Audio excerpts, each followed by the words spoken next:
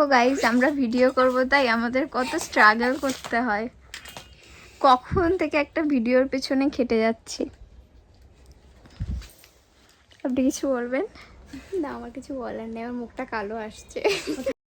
1 ঘন্টারও বেশি সময় ধরে চেষ্টা, ভুল, আবার চেষ্টা।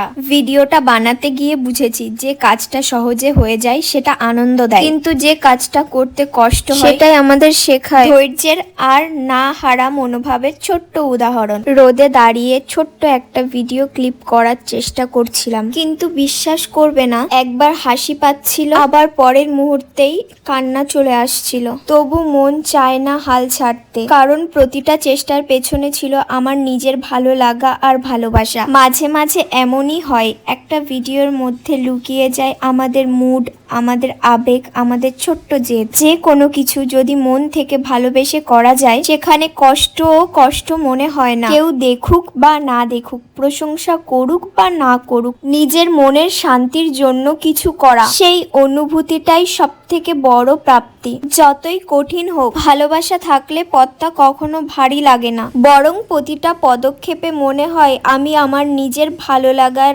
জায়গায় আছি।